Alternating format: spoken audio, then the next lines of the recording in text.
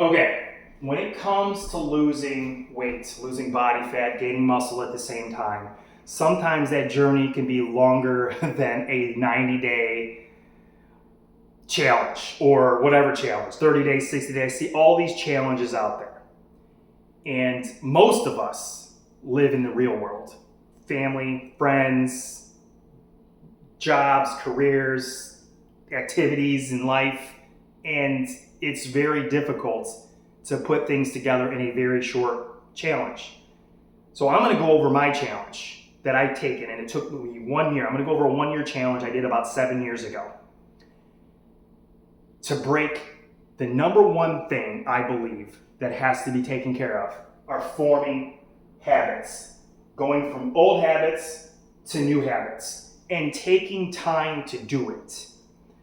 In the process, you have to hit that like button and subscribe today. I appreciate everybody again, and I'm going to jump right back into it. Dysfunctional eating patterns, breaking those. Most of our eating, for instance, my eating pattern that's dysfunctional is snacking late at night and just can't literally help myself. If it's there, I'm eating it normally. It took me a long time to break habits, that specific habit, and it was wreaking havoc on any diet you're on. Doesn't matter. If you're overeating, you're not going to lose any weight.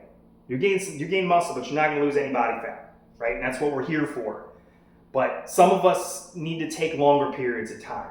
So when I went on this 1-year journey back then, I lost 27 pounds of body fat and gained 19 pounds of muscle in about 11 months. Almost 12, right around there. I did it in 4 16-week cycles. I went on 4 16-week challenges when it came to lifting weights and just overall cardio, from zone 2 to HIIT training to some of just things, activities like basketball and tennis, okay? But during this time, breaking dysfunctional eating patterns, my pattern specifically, we can all have them. If you're 10, 20, 30, 40 pounds overweight, there's a dysfunctional eating pattern there. And I'm going to break it down because this is real life, right? For me, it was buying whole pizzas, eating a pizza, and sometimes eating it all on my own, and basically eating it over a couple days, but still getting a whole pizza.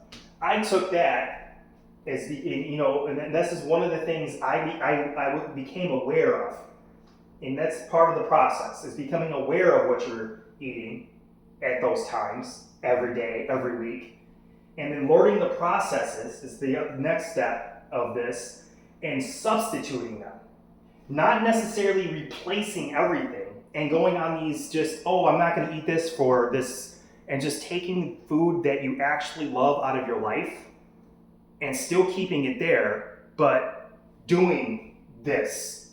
And some of us, it can take a year, it could take 18 months. But that awareness process, that learning process is a big thing. So me, it was just buying 1 or 2 slices of pizza versus buying the whole pizza. And then I broke the habit of I'm only going to eat pizza every, let's say, 2 months or 3 months. But when I do it, I'm going to go out with someone. I'm going to go out with people to actually eat it. If I do that, it's going to be I don't want to say a reward, because rewards are, you can, but it's more realistic. It's I still want to you still need to include some of these things in your life that you're not going to be completely eliminated. There are things you can eliminate, like chips and fast food every day, or maybe just fast food every month or something like that. There are things that we need to specifically eliminate. But some of the food that you actually love, that is food, you should not have to eliminate. You don't have to eliminate carbs. So my thing here is I drink quite a bit of coffee, 2-3 times a day. It's either one by myself, and then I go out, family, friends, meetings, colleagues, I'm drinking coffee. That's where we meet up at most of the time. So my big thing was sugar and cream in coffee. And I was aware, but not enough to where I'm like, okay, well, this is fine. I'll burn these calories off. Well, it was horrible. Okay. In the way that I was eating sugar in some things that, like from protein bars were a big thing. I don't have them up here, but I had a big protein bar habit. 20 grams, 25 grams of protein.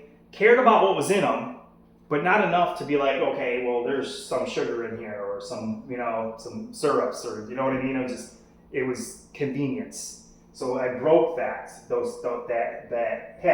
these habits, and switched to coffee, okay, with just liquid stevia.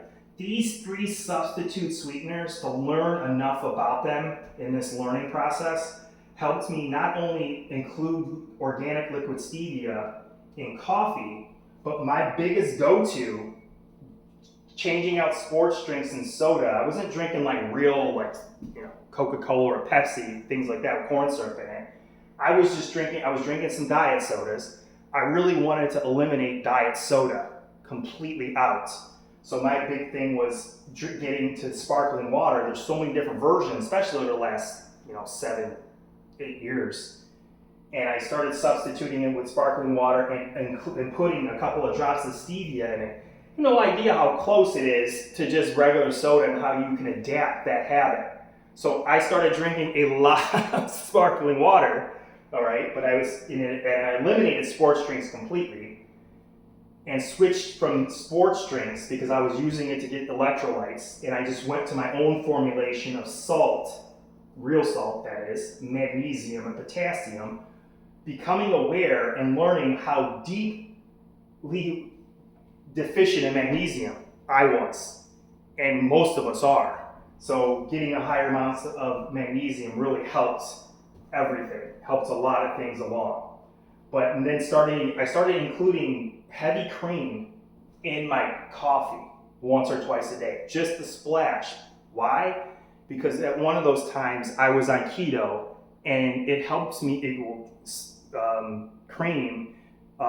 Heavy cream has no carbohydrates in it, and it has very little calories as long as you're using a small amount. So it doesn't take you out of ketosis, or doesn't take you, spike your insulin. Okay, but I only do that 2 or 3 times a day back then. Now, taking the carbohydrates to the point where I wasn't eliminating carbohydrates out of my life, and I noticed that a lot of people do that. They eliminate, and Keto Diet, the Atkins diet, had become more prevalent of utilizing that protocol of not eating carbs, sugars, or any kind of carbohydrates, right? And it's been very prevalent over the past 3 or 4 years, where keto is just, it's a cult. Not a cult, I'm kidding. But it's one of those things where it's like, okay, well, you got to include carbohydrates and cycle back carbohydrates into your diet and just utilize keto as a tool. But just timing carbs became one of the biggest habits to this day that I use consistently, and I don't even think about it. You cannot get me to eat carbohydrates or drink carbohydrates in any way after, let's say, 6 o'clock every day, or first thing in the morning. So there's a window, 4 or 5 hour window, where I eat the majority of my carbohydrates that normally they're around workouts or activities I'm doing. Because what are carbohydrates used for? Energy. I mean, they will help you build muscle in the right scenario. They will help you lose body fat. But anything that's left over in high amounts and at the wrong times, get reserved. But that's it. Learn to break habits, get your dysfunctional eating patterns, the old ones, and converting them to new substitutes by becoming aware and learning what those are to convert those over. During that entire year, that's what I did. If you have any questions or comments, comment below. Again, thanks, and I will talk to you soon.